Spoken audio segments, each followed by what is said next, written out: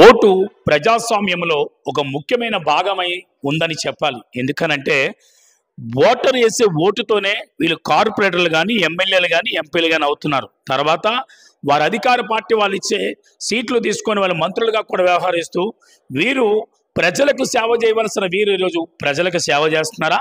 నిజంగా ప్రజలకు సేవ చేయడానికే వీళ్ళు ఓటర్ దగ్గర ఓటు తీసుకొని ఈరోజు నాయకులు అవుతున్నారా? కొన్నిసార్లు ఓటు మిస్ అయినప్పుడు ఆ ఓటర్ ఏం చేయాలా? బ్యాలెట్ బాక్స్ దగ్గరికి వెళ్ళి వెనక్కి తిరిగి వచ్చేయాలా? ఏం చేయాలో కూడా తెలియని పరిస్థితిలో ఓటర్ సందిగ్ధంలో ఉంటున్నాడు. అటువంటి సమయంలో ఏం చేయాలి తెలుసుకోవడానికి ప్రత్యేకంగా మనతో పాటు మేధావులు అనేక మంది ఉన్నారు.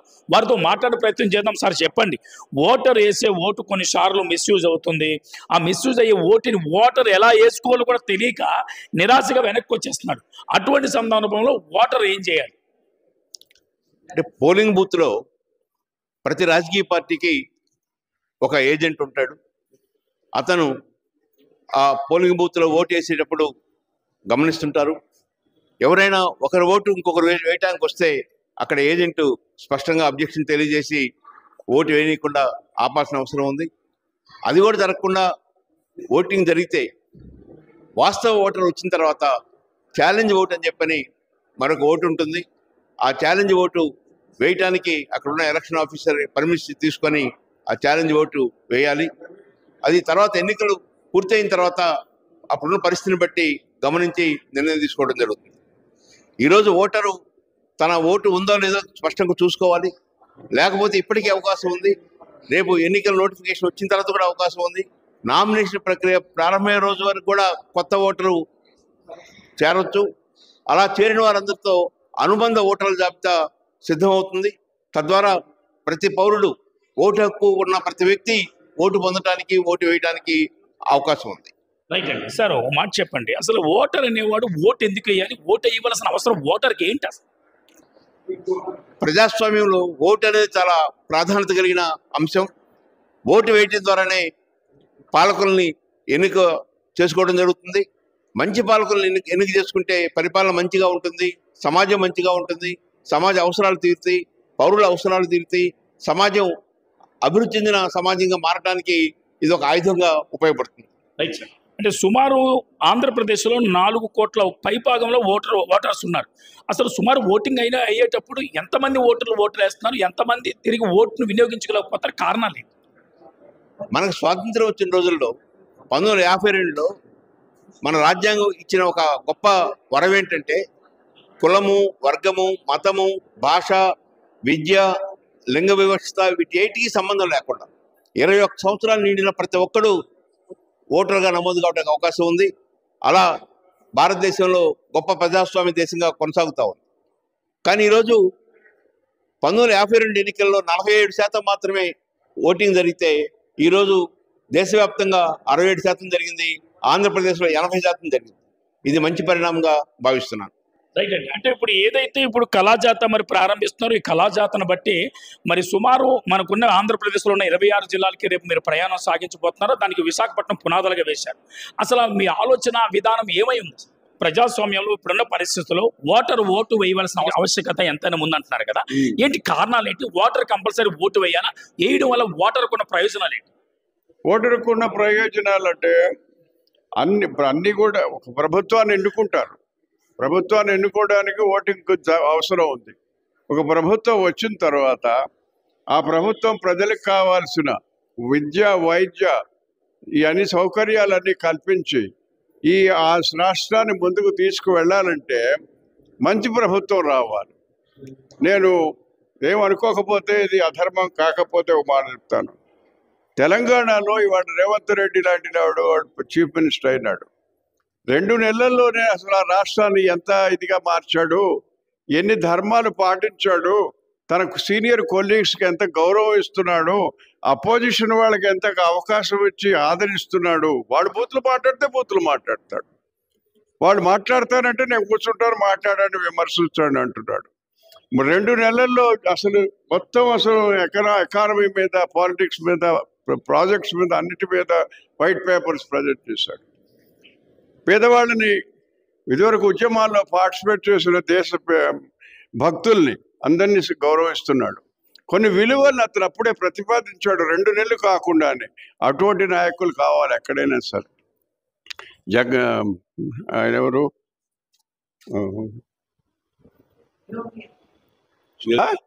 గద్దరు ఎంత చైతన్యం ఎన్నేళ్లు చేస్తే అతనికి అసలు అవకాశం కూడా ఇంటర్వ్యూ కూడా ఇవ్వని చీఫ్ మినిస్టర్లు ఒళ్ళు బలిసిపోయి వాళ్ళ గర్వంతో దోచుకుని రాష్ట్రాన్ని చేస్తున్న రేవంత్ రెడ్డి కుర్రాడే ఆదర్శవంతుడు.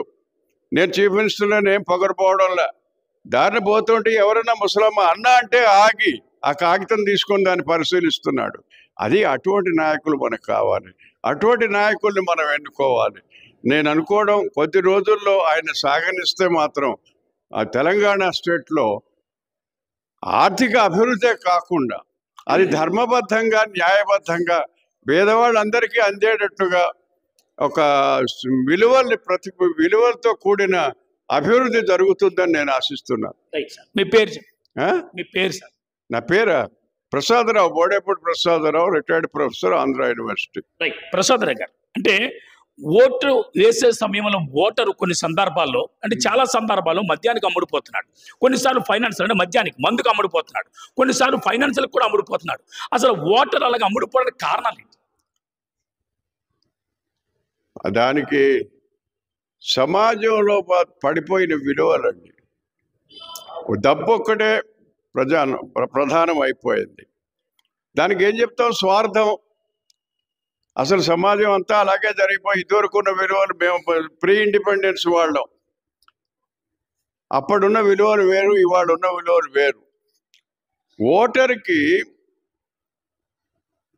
మీ ప్రశ్నకి తనకు డెఫినెట్గా తనకు, తన కుటుంబానికి, తన పిల్లలకి, తన సమాజానికి మంచి జరుగుతుందనే అవగాహన కానీ నమ్మకం కానీ వాళ్ళకి లేకపోవడం వల్ల పోనీ ఇదైనా దొరికిందని పుచ్చుకుంటున్నారు. ఆ నమ్మకం కనుక శాశ్వతమైన మంచి దొరుకుతుంది మనకి అన్నట్లయితే, నేను ఇప్పుడు ఇంకొక ఎగ్జాంపుల్ చెప్పాను పక్క రాష్ట్రంలో. అటువంటిది జరిగితే జనం అటువంటి ప్రలోభాలకి లొంగరండి. అవి ఏం లేవు కాబట్టి లారీలో ఎక్కిని తోచేసి అవే ఇచ్చి ప్యాకెట్లు ఇచ్చి సారాలు ఇచ్చి చేస్తే వాళ్ళ బయటపడిపోతున్నారు. అంటే నాయకులు ఇటువంటి చేస్తున్నప్పుడు అంటే ప్రజాస్వామ్యంలో విలువలు లేకుండా అయిపోతున్నాయి కదా, అంటే నాయకుడు ఎందుకు ఇలాంటివి మర్చిపోతున్నాడు? అదేమిటుంది, అమాయకులు ఉంటే దోచుకోవడానికి నాయకులు సిద్ధంగా ఉన్నారు. జనం వాళ్ళని ప్రతిఘటించే శక్తి, యువశక్తి కావాలి. ఇది కాదు మీకు అని. అది ఎక్కడి నుంచి అంటే విద్యా విధానంలో నుంచి ముందు రావాలండి. స్కూల్స్లో నుంచి మన విద్యా విధానం ఎంతసేపు కూడా ఇదిగో ఈ చదువుకొని కాంపిటీషన్లో పెద్ద ఉద్యోగం సంపాదించుకొని మార్కెట్ ప్రోడక్ట్ని అయిపోయి నేను ఎక్కడ డబ్బులు సంపాదించుకున్నా అమెరికా వెళ్ళిపోదామని అనుకుంటున్నారు. కానీ ఈ దేశంలో మనం పుట్టి పెరిగిన గడ్డ మీద ఏం జరుగుతోందని ఒక్క విద్యార్థి ఆలోచించడం. మరి ప్రతి వ్యక్తి కూడా విద్యార్థి, తెలియకల వాళ్ళందరూ మార్కెట్ ప్రోడక్ట్స్ అయిపోయినారు. మేము చదువుకున్న రోజుల్లో లాగా లేదు. నేను చెప్పాను మీకు, 54లో మేము విద్యార్థులుగా ఉన్నప్పుడు పివిజి రాజు గారు కాంగ్రెస్ పార్టీలోకి వచ్చి అలాగే నామినేషన్లు వేస్తే ఇక్కడున్న జగన్నాథరాజు గారు వాళ్ళు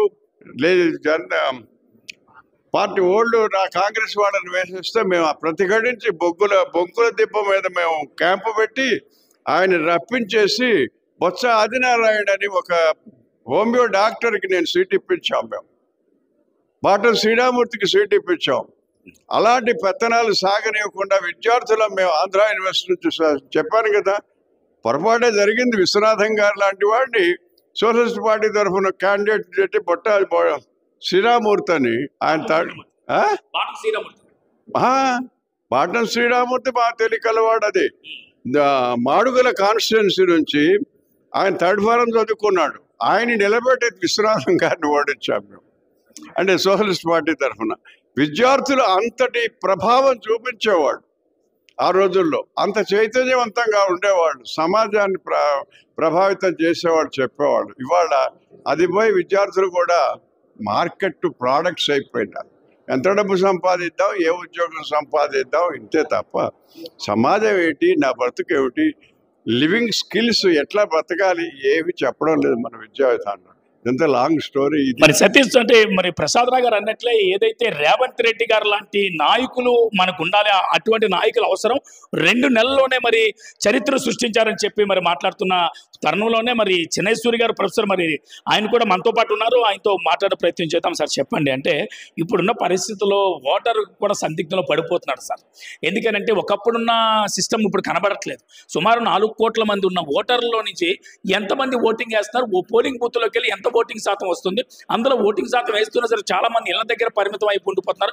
అసలు ఓటు విలువ తెలియకుండా పోతున్నారా? దానికి కారణాలు 80% మంది ఓట్లు ఇస్తున్నారు. ఈ ఓటింగ్ శాతం బాగానే ఉంది. మీరు అన్నట్లు సందిగ్ధత అంటే ఓటు అనేదే ఒక ఛాయిస్కి సంబంధించినటువంటిది.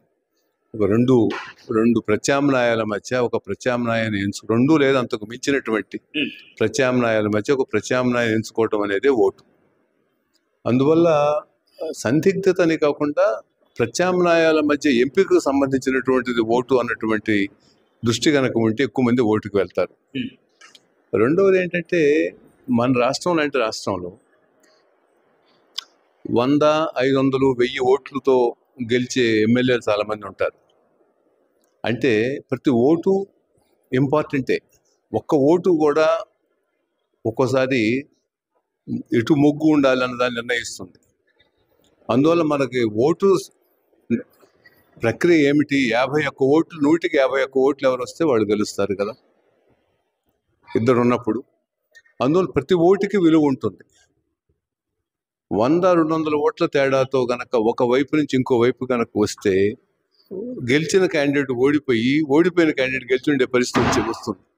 అందువల్ల ప్రతి ఓటరు బయటికి రావాలి, ప్రతి ఓటరు ఓటు వేయాలి, ప్రతి ఓటుకి విలువ ఉన్నది అన్నటువంటి ఆ విలువని కనుక ఓటరు గ్రహిస్తే, అంటే ఒక పెద్ద ఎత్తున ఒక ఉప్పెనలాగా వచ్చినప్పుడు నా ఓటు వేసినా వేయకపోయినా పర్వాలేదు అన్నటువంటి ధోరణి కొంతమందికి ఉండొచ్చు. కానీ ముఖ్యంగా మీరు చెప్పినటువంటి పోటీ వాతావరణం ఉన్న చోట ప్రతి ఓటుకి ఇంపార్టెంట్ ఉంది. ప్రతి ఓటరు బయటికి రావాలి. ఆ డెలికేట్గా ఉన్నటువంటి బ్యాలెన్స్ని, ఆ సమతుల్యత స్థితిని నిర్ణయించడంలో ప్రతి ఓటుకి విలువ ఉంటుంది. రెండవది ఏంటంటే ఓటు అనేది ఏంటంటే మనకి ఇష్టం ఉన్నా లేకపోయినా మనం ఆ ప్రభుత్వం యొక్క విధానాలు మన జీవితాలని ప్రభావితం చేస్తాయి. అదేదో ముందే మనం మేలుకొని ఓటు వేయడం ద్వారా ఒక మంచి ప్రభుత్వాన్ని ఏర్పరచుకుంటే ఈ పొరపాటుగా మనం ఈ ప్రభుత్వాన్ని ఎంచుకున్నామన్నటువంటి బాధ పరితాపం తర్వాత పడకుండా ముందే ప్రతి ఓటరు కనుక వెళ్ళి ఒక మంచి ప్రభుత్వాన్ని, మంచి నాయకుడిని, మంచి ప్రతినిధుల బృందాన్ని కనుక ఏర్పరచుకుంటే మంచి సుపరిపాలన ఉంటుంది. సో సుపరిపాలనకు మార్గం ఓటు వేయడం. అందువల్ల కూడా నా ఇష్టం ఉన్నా లేకపోయినా వచ్చే ప్రభుత్వాన్ని నేను అంగీకరించాలి కాబట్టి, ఆ ప్రభుత్వ విధానాలను అంగీకరించాలి కాబట్టి అది ముందే మనం తెలుసుకొని మన ఓటు ద్వారా మన కాంట్రిబ్యూషన్ని, మన పాత్ర నిర్వహించడం అవసరం. చిన్నయ్య గారు, అంటే ఒక ఎమ్మెల్యే ఈరోజు 30 కోట్ల పైచీలు ఖర్చు పెడుతున్నాడు ఎలక్షన్ వచ్చిందంటే, ఒక ఎంపీ 100 కోట్ల పైగా ఖర్చు పెడుతున్నాడు అంటే ఎలక్షన్ వచ్చిందంటే. ఎందుకు అంత అవసరం అసలు ఏముందంటారు?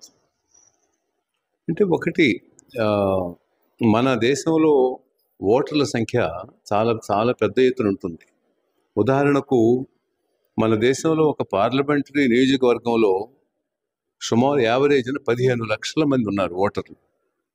15 లక్షలు అంటే ఒక దేశ జనాభా అంత. కొన్ని దేశాల్లో వాళ్ళ ఓటర్ల సంఖ్య మొత్తం చిన్న దేశాలు తీసుకుంటే, ఇప్పుడు లిథువేనియా, లాట్వియా, మాల్దేవియా, నార్వే, ఇటువంటి దేశాల్లో వాళ్ళ ఓటర్ల సంఖ్య 20 లక్షలు ఆ దేశం మొత్తం. అందువల్ల మన నియోజకవర్గాలు చాలా పెద్దవి. మన ఎక్కువ డబ్బు ఖర్చు పెట్టడం లేదు, మనకు అది అంగీకరించకూడదు. కానీ మనం దీన్ని మరి ఎక్కువగా కూడా చేసి చూడవలసిన అవసరం లేదని నాకు అనిపిస్తూ ఉన్నది. ఒకటేంటంటే ప్రధానంగా ఖర్చు 3-4 అంశాల మీద జరుగుతుందండి. ఒకటి పార్టీ నిర్వహణ, అంటే పార్టీ కార్యకర్తలను పోషించటము వగైరా. రెండవది ప్రచార కార్యక్రమంలో అవసరమైనటువంటి ఆఫీసులు, కార్లు వగైరా వగైరా నిర్వహించటం. మూడవది పార్టీ నాయకులు పిలిచి మీటింగులు పెట్టే టైంలో జనాలను తీసుకురావడానికి దాన్ని పెట్టే ఖర్చు. నాలుగవది ఎన్నికల రోజు పంచే మద్యం కానీ డబ్బు కానీ. మద్యానికి డబ్బుకి ఓటర్లు ఓటు వేస్తున్నారు అనేది కరెక్ట్ కాదు. అదేదో ఒక తాయిలం లాంటిది పంచుతున్నాడు, అందరూ పంచుతూ ఉన్నారు, అందరి దగ్గర తీసుకుంటున్నారు. వీళ్ళు ఇచ్చేవాడు ఇస్తున్నాడు, తీసుకునేవాడు తీసుకుంటున్నాడు. కానీ ఓటర్ యొక్క విచక్షణ ఏమిటంటే, మీరు గనక భారత రాజకీయాలు చూసినప్పుడు ప్రతి ఎన్నికలోనూ ఓటరు ఒక సరైన నిర్ణయమే చేస్తున్నాడు. ఓవరాల్గా చూస్తే అది కాంగ్రెస్ను ఓడించి జనతా పార్టీని తెచ్చారా, జనతా పార్టీని ఓడించి జనతాదళం తెచ్చారా, జనతాదళం ఓడించి కాంగ్రెస్ని తేటము, కాంగ్రెస్ను ఓడించి మళ్ళీ బీజేపీని తేటము. మార్పు అనేది ఓటర్ ఎప్పుడు ప్రయత్నం చేస్తూనే ఉన్నాయండి. అంటే ఈ డబ్బు సారాల యొక్క ప్రభావం తగ్గాల, దాంట్లో సందేహమే లేదు. ఈ 4 వాటి మీద అమితమైనటువంటి వ్యయం చేయటం ద్వారా రాజకీయ నాయకులు ఏమనుకుంటున్నారంటే, వీటిని పెట్టుబడిగా పెట్టి మరింతగా డబ్బు సంపాదించుకునే మార్గం కోసము ఎన్నికలను వాడుకోవటం అనే కారణంగా డబ్బును ఎక్కువగా వ్యయం చేయడానికి రాజకీయ నాయకులు వెనుకాడటం లేదు. అది కూడా ప్రజలు గమనించి, ఏ రాజకీయ నాయకుడైతే ఒక సుపరిపాలన అందించగలడో, ఏ ప్రతినిధి అయితే ఒక సుపరిపాలన అందించగలడో, అటువంటి వ్యయంతో నిమిత్తం లేకుండా ప్రజలు కనుక ఎంచుకోగలిగిన స్థితి ఉంటే అది మంచి పరిపాలనకు దారితీస్తుంది. అటువంటి సాధ్యం కూడా. ఎందుకంటే మనం కొన్ని రాష్ట్రాలు చూసాము. ఇప్పుడు ఢిల్లీలో ఆమ్ ఆద్మీ పార్టీ అధికారంలోకి వచ్చింది, వాళ్ళు చాలా తక్కువ డబ్బు ఖర్చు పెట్టారు. అంటే ప్రజలకి కనుక నువ్వు ఆత్మవిశ్వాసం కలిగింపజేయగలిగితే డబ్బు ఒక్కటే పెద్ద ఎత్తున పాత్ర వహించలేదు. కానీ ప్రస్తుతం ఉన్నటువంటి పరిస్థితుల్లో డబ్బు కూడా పెద్ద ఎత్తున అవసరమవుతూ ఉన్నది. దాన్ని తగ్గించవలసిన, ఆ డబ్బు యొక్క ప్రాధాన్యతను తగ్గించవలసినటువంటి అవసరం అయితే తప్పకుండా ఉంది. రైట్. సిటిజన్స్ ఆఫ్ డెమోక్రసీ ఏదైతే టీంతో మీరు జర్నీ చేస్తున్నారో, ఈ జర్నీలో అంటే ఓటర్కి ఫైనల్గా మీరు ఏం చెప్పాలి? సిటిజన్స్ ఫర్ డెమోక్రసీ అంటే ప్రజాస్వామ్యమే పౌరులు, పౌరులే ప్రజాస్వామ్యం. అందువల్ల ప్రతి ప్రజాస్వామ్యం కూడా పౌర ప్రజాస్వామ్యం. పౌరులు లేకుండా ప్రజాస్వామ్యం అనేది సాధ్యం కాదు, అంతే కదా. సో అందువల్ల మనమే ఈ సిటిజన్స్ ఫర్ డెమోక్రసీ అంటే ఎవరో బయట ఉండి అవతల ఉండి నిన్ను వచ్చి ఓటేయమని అడగటం వల్ల, వీళ్ళు కూడా పౌరులే. ఈ పౌరులందరూ కలిసి పౌరుల్లో ఉన్నటువంటి కొంతమంది చురుకైనటువంటి ఆలోచన చేస్తున్నటువంటి వాళ్ళు, ఒక మంచి సమాజము, మంచి ప్రభుత్వము ఏర్పరచాలన్నటువంటి కోరిక కలిగినటువంటి లక్ష్యంగా ఉన్నటువంటి వాళ్ళు కొంతమంది, పౌరులందరం కలిసి ఒక మంచి నిర్ణయం చేద్దాం, ఒక మంచి తీర్పునిద్దాం, ఎన్నికల్లో ఒక మంచి ప్రభుత్వాన్ని ఏర్పరచుకుందాం అన్నటువంటి ఒక ఆలోచనని ప్రజల్లో తీసుకువెళ్ళడానికి ఈ సిటిజన్స్ ఫర్ డెమోక్రసీ అనే సంస్థ పనిచేస్తుంది. ఇటువంటి సంస్థలు మరిన్ని వచ్చి ఒక ప్రజల్ని మరింత చైతన్యవంతులు చేసి ఈ ప్రజాస్వామ్యాన్ని బలోపేతం చేయడానికి చేసే కృషిలో తమ భాగాన్ని, తమ భాగస్వామ్యాన్ని ఇటువంటి సంస్థలు నిర్వహిస్తూ ఉన్నాయి. మనతో పాటు మహిళలు కూడా ప్రధానంగా ఉన్నారు, వారితో కూడా మాట్లాడిన ప్రయత్నం చేద్దాం. సతీష్ మేడం చెప్పండి, అంటే ఒక్కటి గమనించండి, సిగరెట్లు, కైనీలు, గుట్కాలు, మందు అంటే ఇవి లేకుండా ప్రభుత్వాన్ని నడపలేవా? మీరు అడిగినది చాలా డెలికేట్ క్వశ్చన్ అండి. ఎందుకంటే మీరు చెప్పినవన్నీ కూడా, ఈ వ్యసనాలన్నీ కూడాను ఒక సోషల్ సింబల్ అయిపోయినాయి. మద్యం తాగితే సోషల్గా మీకు సర్కిల్ ఏర్పడుతుంది, నలుగురిలో పాపులారిటీ వస్తుంది, 4 కాంటాక్ట్లు పెరుగుతున్నాయి, అది నా వ్యక్తిగత ముందుకు వెళ్ళడానికి ఉపయోగపడతాయి అని ఒక ఆలోచన. కష్టం, ఫ్రస్ట్రేషను, మిగతావన్నీ పోగొట్టుకోవడానికి ఇంకొన్ని సాధనాలు అయినాయి. ఇలాంటి దీంట్లో చాలామంది ఎలక్షన్స్ అనే కాదు, ఎలక్షన్స్ లేని టైంలో కూడా వీటిలన్నిటికీ కూడా ప్రజలు బానిసలైపోయారు. దేనికి బానిసలయ్యారు అని అంటే, వ్యసనానికి బానిసలయ్యారా, లేకపోతే మనసులో ఉన్న న్యూనత భావానికి బానిసలు అయిపోతున్నారా అని చెప్పడం చాలా కష్టం అండి. అంటే మా ఉద్దేశం ఏంటంటే, ఇవి లేకుండా, ఈ మాదక ద్రవ్యాలు ఇవి లేకుండా ప్రభుత్వాలు నడపలేరా? ఇప్పుడు మద్యపాన నిషేధం ఎందుకు చేయలేకపోతారు? కారణాలు ఇదండి. మద్యపాన నిషేధం చేస్తే రాష్ట్రానికి ఇంత నష్టం వస్తుంది, ఇంత ఆదాయం పడిపోతుంది అన్న ఆలోచనలో ఉన్నారు. మద్యపాన నిషేధం గురించి సోషల్ ఆర్గనైజేషన్స్ అన్నీ చెప్తానే ఉన్నాయి, ప్రజలు వాయిస్ ఇస్తూనే ఉన్నారు. అపోజిషన్ ఏంటి, పార్టీలో ఉన్నవాళ్ళు కూడా, పార్టీల్లో ఉన్న వాళ్ళంతా కూడా చెడ్డవాళ్ళని కూడా ఎక్కడా లేదు, వాళ్ళు వాయిస్ ఇస్తున్నారు. కాకపోతే దీన్ని ఈ రుగ్బంత్ నుంచి బయటకు రావడానికి అది కొన్ని శక్తులు అడ్డం వస్తున్నాయని నా అభిప్రాయం అండి. అంటే రేపు ఓటరు ఎటువంటి నాయకుడిని చూజ్ చేసుకుంటూ బాగుంటుంది? ఓటర్ అనేవాడికి ఒక అవగాహన ఏ విధంగా కల్పిస్తారు? ఎటువంటి నాయకుడు కావాలి అంటే నలుగురిని తనతో పాటు తీసుకెళ్ళగలిగిన నాయకుడు ఉండాలి. బడుగు వర్గాల వాళ్ళు, పేదలు మాకు ఓన్లీ ఓట్లు వరకే అని, డబ్బులు వరకే అని, ఒక గిఫ్ట్ ఇవ్వడం వరకేనే అనుకుంటే వాళ్ళ మీద వీళ్ళకి అసలు గౌరవం రాదు. మెజారిటీ వాళ్ళు, మైనారిటీ మిగతా వాళ్ళు, మధ్యతరగతి కుటుంబం. ఇప్పుడు 3 వర్గీకరణలు చేసేసుకున్నాం మనకు మనమే. అసలు లేని వాళ్ళు, మధ్యతరగతి వాళ్ళు, బాగా ఉన్నవాళ్ళు అని. కాకపోతే ఈ వ్యవస్థ రోజు మొదలైన దగ్గర నుంచి రాత్రి మీరు పడుకునే వరకు చూస్తే మనం ఒకళ్ళ మీద ఒకళ్ళు ఆధారపడే ఉన్నాం. బడుగు వర్గం నుంచి వస్తేనే తప్ప మన రిక్వైర్మెంట్కి మనకి సహాయం చేసేవాళ్ళు లేరు. పైన పెద్ద వర్గం నుంచి రావాలి అని అంటే వాళ్ళు కూడా సపోర్ట్ చేస్తే ఏమో వాళ్ళ మాటకు విలువ ఉంటుందేమో అని ఒక ఆలోచన మనకి ఎటువంటి నాయకుడు కావాలంటే ఒక హ్యుమానిటేరియన్ కన్సిడరేషన్ ఉండాలి. ఫ్యూచరు 10 ఏళ్ల ముందుకి నేనేం చేయగలుగుతాను, నేను చేసింది 5 ఏళ్లలో ఏం మార్పు తీసుకొస్తున్నది అని కావాలి. ఓటు వేయడానికి వెళ్ళే ముందు ఈ పార్టీ మేలు చేస్తుందేమో అని అనుకుంటాం. అప్పటికి వాళ్ళని వాళ్ళు ప్రూవ్ చేసుకుని ఉండరు. ప్రూవ్ చేసుకోవడానికి 5 ఏళ్ళు అయిన తర్వాత వాళ్ళు ఏం చేశారో అన్నది తెలుసు. అప్పటికి అది టూ లేట్. ఒక జనరేషన్ అంతా పాడైపోతూనే ఉంది. డబ్బులు ఖర్చు పెట్టడం అనుకుంటారు అంతే.